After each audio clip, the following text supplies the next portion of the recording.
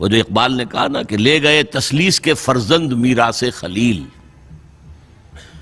کشت بنیاد کلیسا بن گئی خاک حجاز۔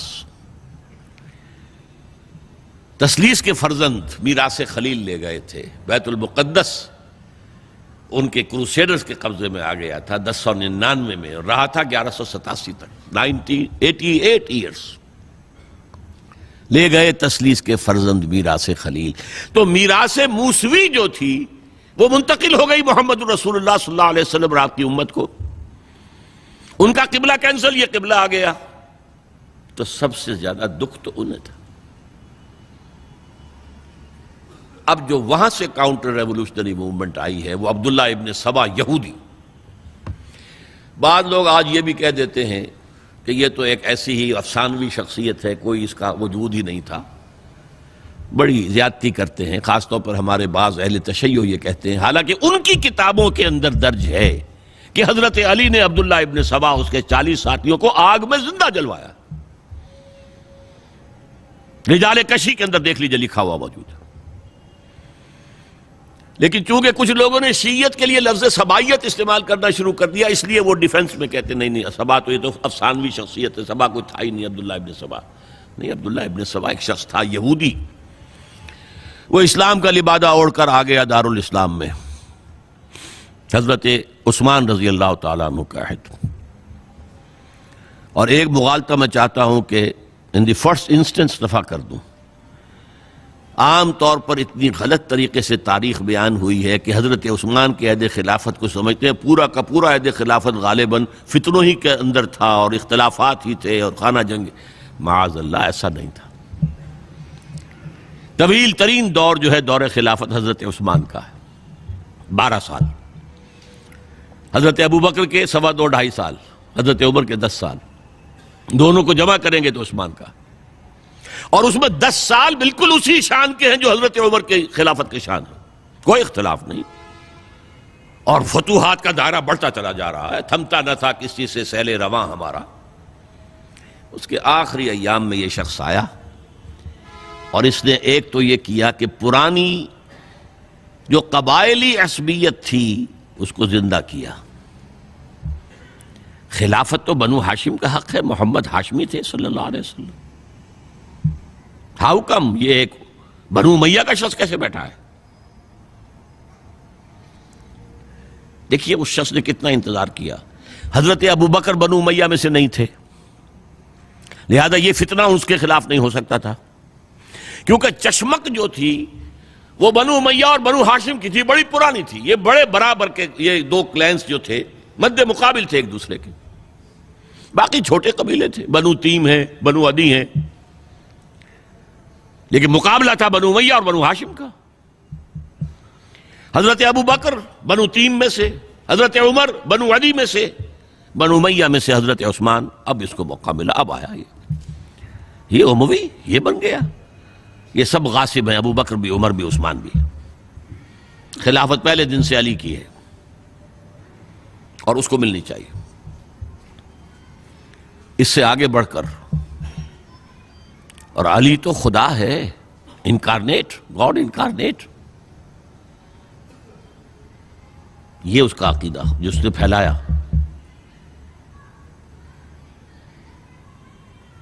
یوں سمجھئے ایک شخص نے حضرت عیسیٰ کے دین کو زیرو کر دیا تھا۔ لوگ مانتے نہیں کہ ایک شخص اتنا کچھ کر سکتا ہے۔ یہودی اور سازشی ذہن، ان کی صلاحیت اور ذہانت۔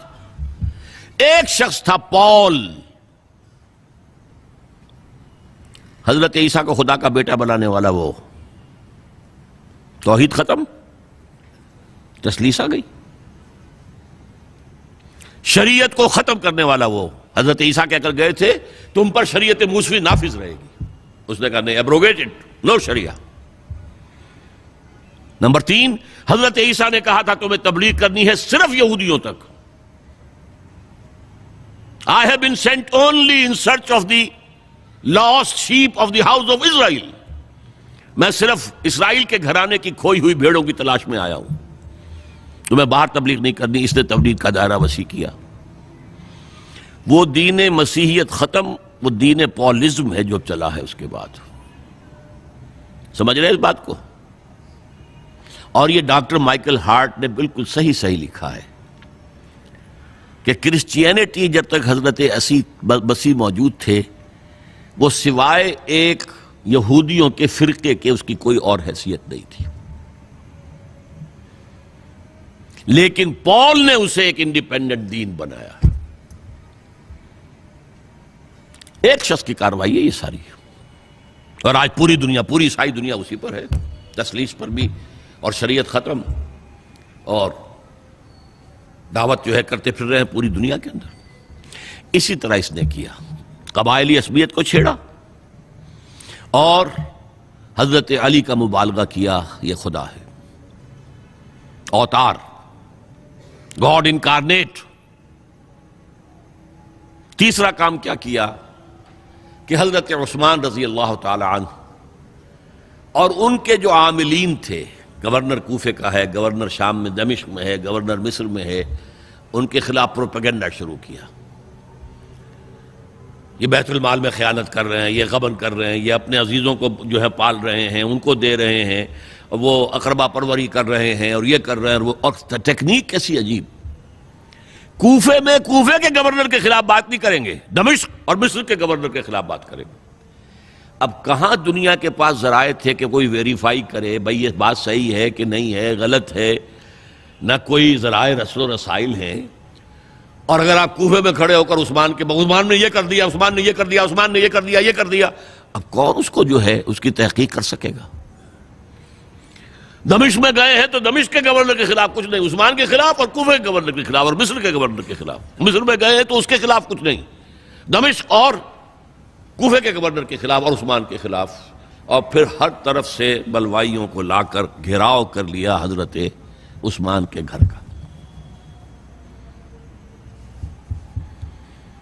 یہ تحریک ہے جو بہت زبردست کامیابی سے ہمکنار ہوئی. یہودی سازش. اب تمام صحابہ کہہ رہے ہیں حضرت عثمان سے کہ آپ ہمیں موقع دیں کہ ہم ان کا سر کچل دیں. آپ فرماتے ہیں نہیں، یہ مجھ پر الزام لگا رہے ہیں نا، میں وضاحت کرتا ہوں. اپنے گھر کی چھت کے اوپر کھڑے ہو کر آپ نے کہا دیکھو یہ میں نے نہیں کیا، یہ میں نے نہیں کیا، میرے یہ احسانات بھول گئے ہو. حضرت علی نے مسجد نبوی میں کھڑے ہو کر جتنے الزامات لگائے تھے ان سب کی طرف سے برات کا معاملہ کیا کہ جھوٹ کہہ رہے ہو تم، عثمان پر کوئی غلطی جو ہے، کوئی خیانت ثابت نہیں. لیکن جنگ کی اجازت حضرت عثمان نہیں دے رہے. یہ میرے خون کے پیاسے ہیں نا، جب تک قتل نہیں کر لیتے جرم کہاں ہے؟ جب قتل کر لیں گے تم قصاص دے لینا. لیکن میں کسی کلمہ گو کی جان نہیں لینا چاہتا، صرف اپنی جان کے تحفظ میں. یہ ہے عزیمت کا پہاڑ. لوگ کہتے ہیں کمزور تھے. جان بچانے کے لیے تو آدمی پتہ نہیں کیا کچھ کر بیٹھتا، اور طاقت ہو تو طاقت کو کیسے استعمال کرے گا. حضرت امیر معاویہ کی طرف سے پیغام پر پیغام آ رہے ہیں کہ آپ ہمیں اجازت دیں میں فوجیں بھیجوں اور ان کا قلع کما کر دیا جائے. حضرت عمرو بن العاص کا پیغام آ رہا ہے مصر سے، آپ ہمیں اجازت دیں. طلحہ، زبیر، علی اجازت مانگ رہے ہیں مدینے کے اندر، آپ اجازت دیں کہ ہم جنگ کریں ان سے. نہیں. آخر کار حضرت علی نے دونوں بیٹوں کو، حضرات حسنین، حضرت حسن، حضرت حسین، دروازے پر کھڑا کر دیا. پہرے دار حضرت عثمان کے، حضرت حسن، حضرت حسین کہ کوئی گھر میں داخل نہ ہونے پائے. پچھواڑے سے آئے ہیں اور شہید کیا ہے. میرے نزدیک تاریخ کی مظلوم ترین شہادت بمانی مقتول فی سبیل اللہ وہ حضرت عثمان ہے. بلکہ میں جرات کر رہا ہوں ذرا، آپ کو معلوم ہے علامہ اقبال سے مجھے کتنا تعلق قلبی ہے. میں نے ان کے ایک شعر میں ترمیم کی ہے، میں سمجھتا ہوں انہوں نے صحیح نہیں کہا. غریب و سادہ اور رنگی ہے داستان حرم، نہایت اس کی حسین ابتدا ہے اسماعیل. حضرت اسماعیل کو اللہ تعالیٰ کے حکم سے حضرت ابراہیم ذبح کر رہے تھے نا، اور حضرت حسین ذبح کر دیے گئے. تو گویا کہ ابتدا جس کی ہوئی تھی حضرت اسماعیل سے، اس کی انتہا حسین پر ہوئی۔ میں کہتا ہوں بالکل غلط۔ ان کو ذبح کر رہا تھا خلیل اللہ، اور ان کو قتل کر رہے ہیں یزیدی اور زیادی اور کوفی۔ کوئی تقابل ہے؟ وہ قتل نہیں ہوئے، یہ قتل ہو گئے۔ انہوں نے پیشانی خود رکھ دی۔ یہاں تو حضرت عثمان لڑتے ہوئے، حضرت حسین لڑتے ہوئے شہید ہوئے۔ کون سی چیز مشترک ہے؟ ایک مصرے میں جمع کر دیا ہے، صنعت لفظی تو آپ کہتے ہیں اس کو، لیکن کیا مشترک کیا چیز ہے؟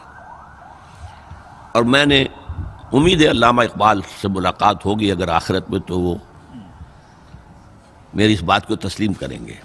میں نے اس شعر کا دوسرا جو مصرع ہے بدلا ہے، نہایت اس کی ہے عثمان، ابتدا حابیل۔ حابیل جنہوں نے کہا تھا بھائی جان آپ مجھے قتل کرنے کے لیے ہاتھ اٹھائیں گے تو میں اپنا ہاتھ نہیں اٹھاؤں گا آپ کو قتل کرنے کے لیے۔ عثمان نے کہا کہ میں نہیں کسی کو قتل کروں گا، کسی کلمہ گو کو، جو مجھے قتل کر دیں گے پھر ان سے قصاص لے لیں۔ عثمان کے پاس لاکھوں کی فوجیں، سٹینڈنگ آرمیز، پھر بھی انہوں نے اپنی جان دے دی۔ حضرت حسین بہرحال جتنے بھی افراد تھے بہادری سے، شجاعت سے لڑتے ہوئے شہید ہوئے، اس میں کوئی شک نہیں، لیکن لڑتے ہوئے شہید ہوئے نا۔ حابیل کی طرح یہ تو نہیں کہا کہ تم مجھے کرتے ہو تو کر دو، میں تو تمہیں قتل نہیں کروں گا، نہیں۔ بہرحال یہ جو تھا فتنہ، اس کو کہا ہے اور اس کو کتاب میں لکھا گیا، باقاعدہ ایک تصنیف ہے، الفتنۃ الکبریٰ، عظیم ترین فتنہ، حضرت عثمان کی شہادت۔ اس وقت عبداللہ ابن سلام رضی اللہ تعالی عنہ، ایک یہودی عالم دین تھے جو اسلام لے آئے تھے، انہوں نے کہا تھا لوگو ڈرو، عثمان کے خون کا نہ بہانا۔ میں جانتا ہوں تاریخ بنی اسرائیل کی، اگر کبھی کوئی نبی جو ہے اگر شہید کیا گیا تو 70,000 آدمی اس کے بعد مارے گئے اللہ تعالیٰ کی طرف سے، اور نبی کا اگر کوئی خلیفہ قتل کیا گیا تو 35,000 آدمی مارا گیا ہے۔ تو اگر تم نے عثمان کو قتل کر دیا تو یہ خون کے دریا جو ہیں پھر آ جائیں گے امت کے اندر، باز آ جاؤ، خدا کے لیے باز آ جاؤ۔ لیکن نہیں، بہرحال حضرت علی رضی اللہ تعالی عنہ نے بلایا عبداللہ ابن سبا کو اپنے ہاں۔ تم کہتے ہو کہ میں خدا ہوں؟ ہاں آپ خدا ہیں۔ توبہ کرتے ہو کہ نہیں؟ نہیں۔ میں تمہیں زندہ جلا دوں گا، جلا دو، تم خدا ہو، ہماری آزمائش کر رہے ہو۔ حضرت علی نے عبداللہ ابن سبا کو 40 ساتھیوں سمیت زندہ جلوایا، اور یہ سارا کچھ معاملہ جو ہے یہ میں نے آپ کو بتایا اہل تشیع کی کتابوں میں موجود ہے۔ بہرحال یہ فتنۃ الکبریٰ ہے، جس کا نتیجہ کیا نکلا ہے آپ اچھی طرح سمجھیے۔ وہ شہادت علی الناس کا جو سیلاب جا رہا تھا، جس کی شان کیا تھی، علامہ اقبال کے الفاظ میں، تھمتا نہ تھا کسی سے سیل رواں ہمارا۔ یہ جو سیل تھا کوئی روکنے والا تھا؟ 2 سپر پاورز تھیں اس وقت، ایران، روم۔ ایران کے چیتڑے ختم ٹوٹ گئے، روم کی 2 ٹانگیں ٹوٹ گئیں، اب کون روکنے والا تھا؟ یہ انٹرنل سیبوٹاج ہے۔ اس کے بعد جو باہمی خانہ جنگی شروع ہوئی ہے، 1 لاکھ مسلمان ایک دوسرے کی تلواروں اور نیزوں سے ختم ہو گئے۔